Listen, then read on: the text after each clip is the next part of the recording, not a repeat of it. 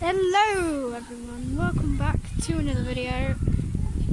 Today we're at Tattershall Farm Park.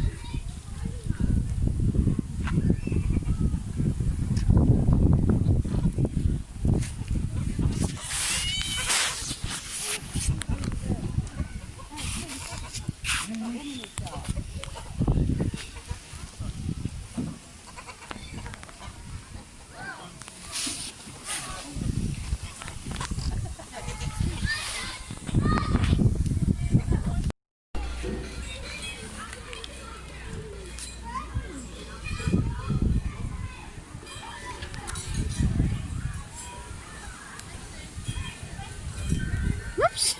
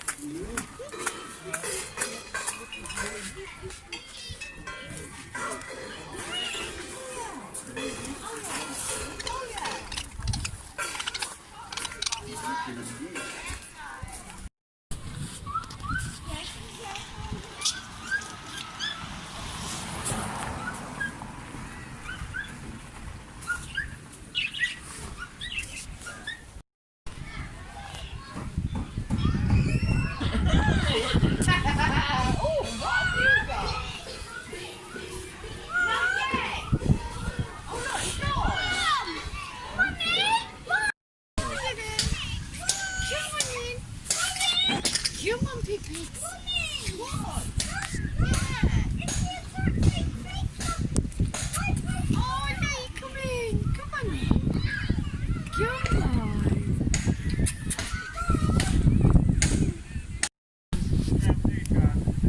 Lovely.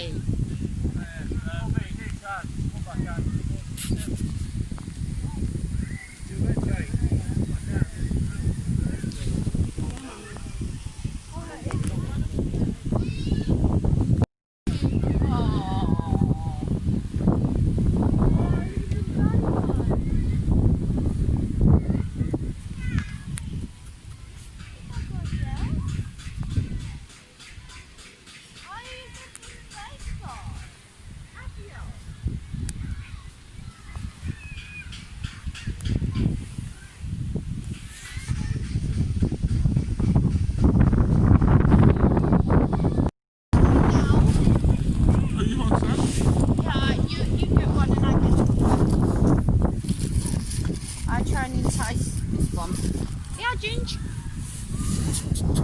Yeah. There you go. Oh, you lot are so polite. Try and teach you a little bit about falconry and some of the birds that have been used within it for many, many years.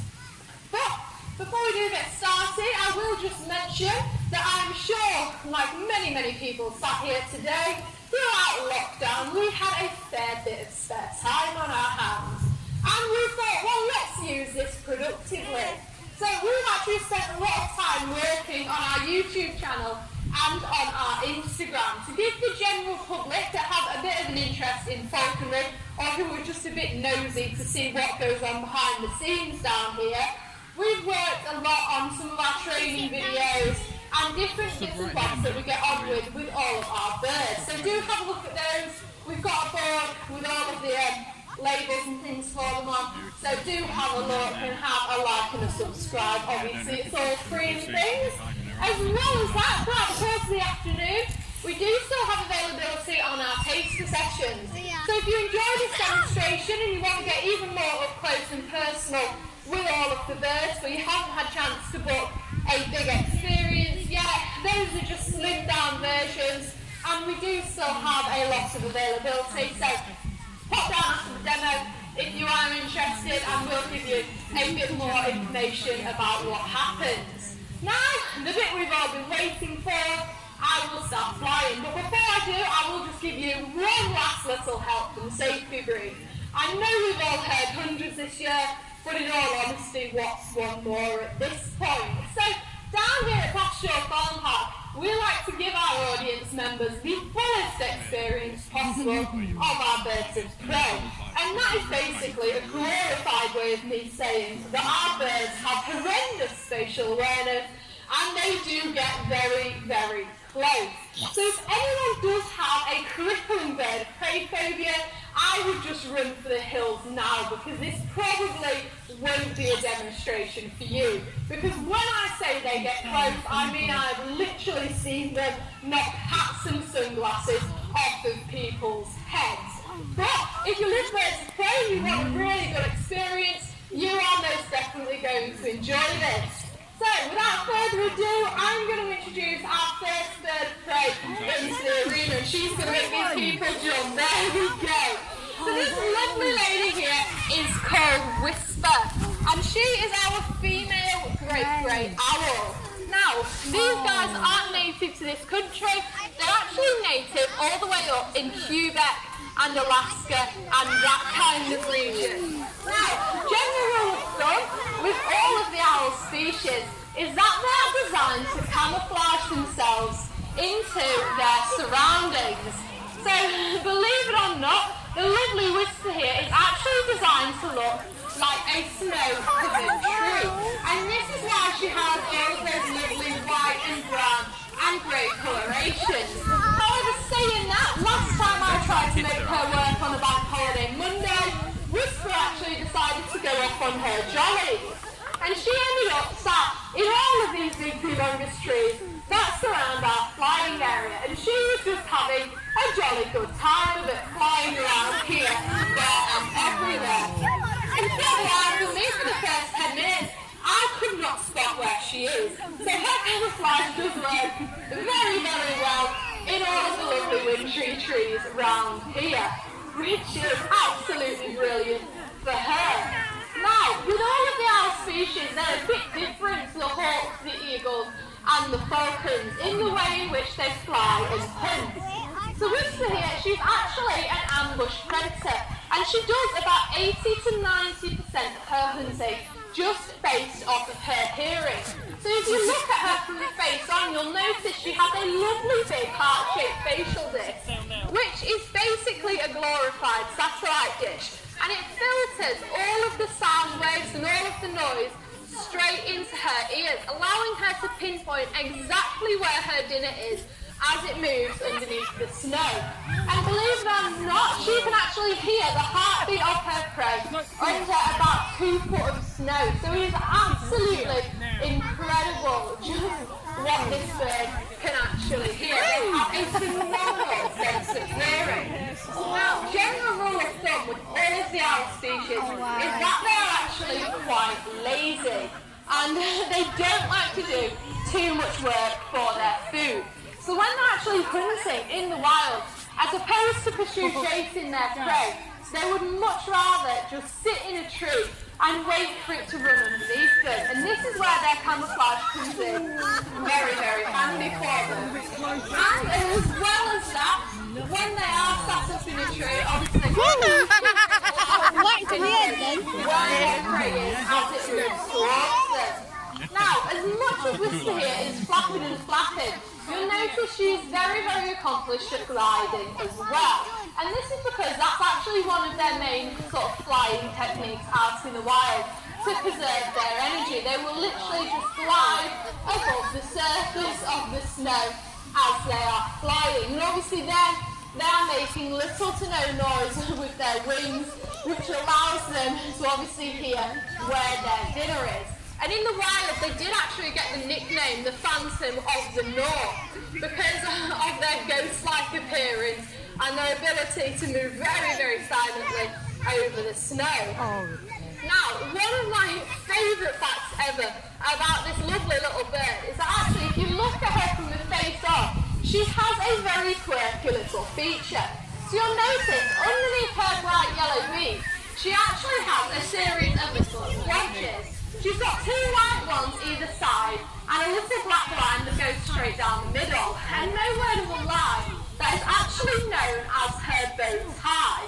And many people believe that that is actually where their name, the Great Grey Owl, comes from, because it makes them look very formal and a bit like an upper class member of society. So that is actually where a lot of people think the great in their name comes from.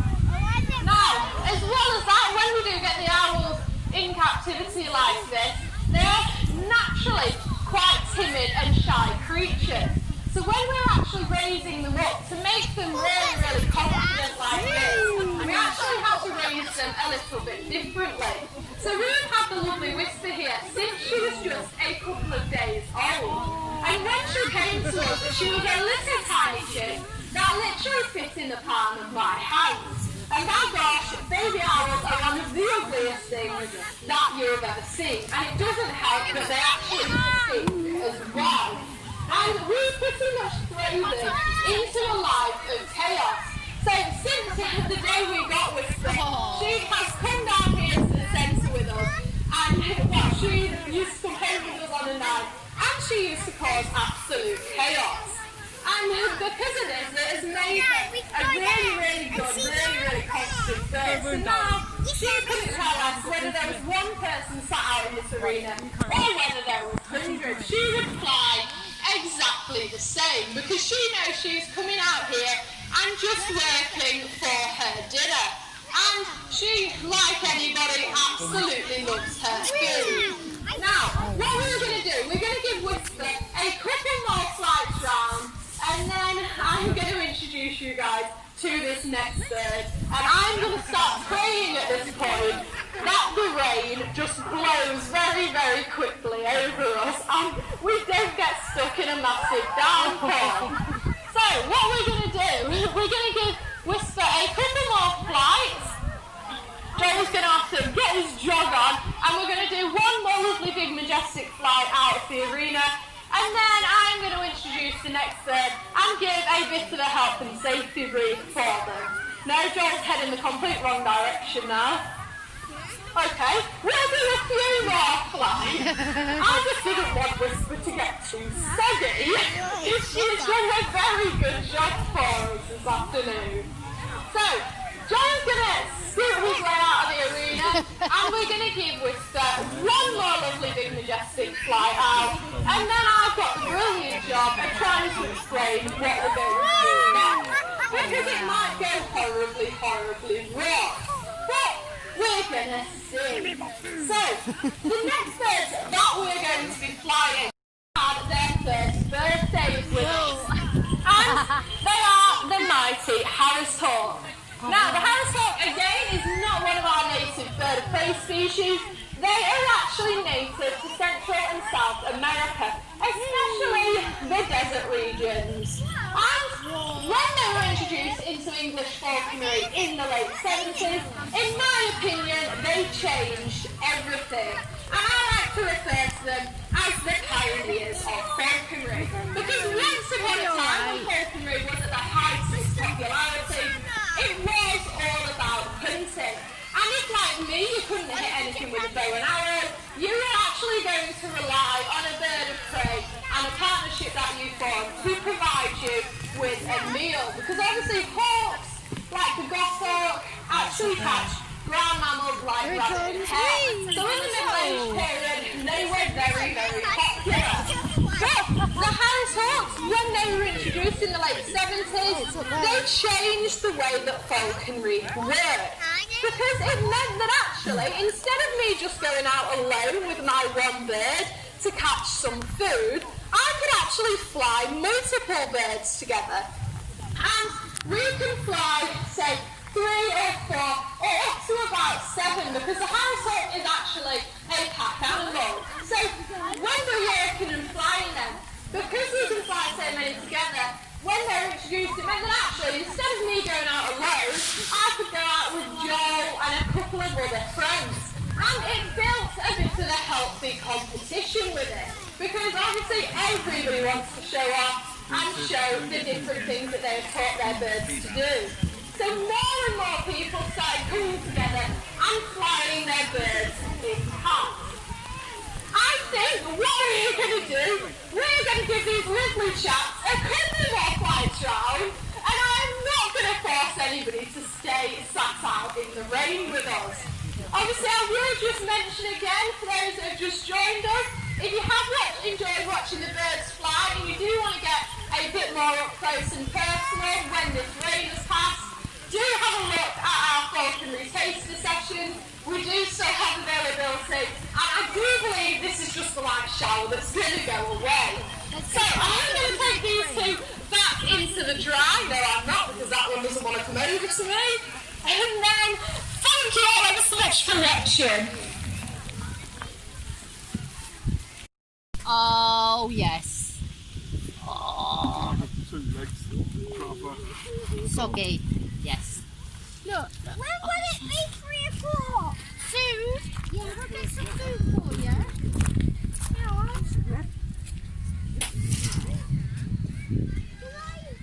Yeah, you can give him some.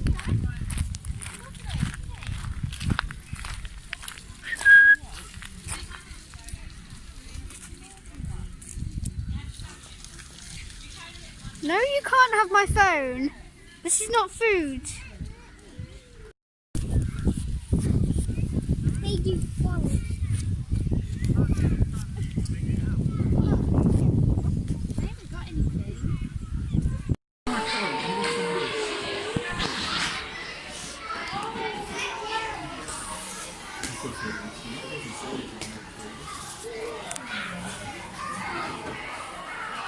Well, hello there.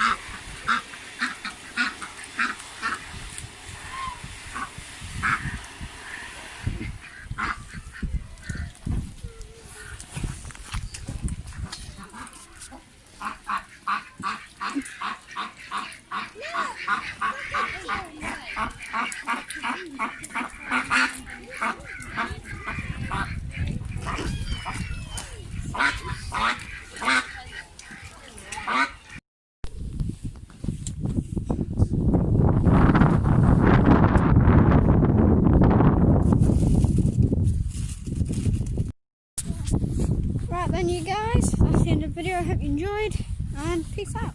See you in the next one.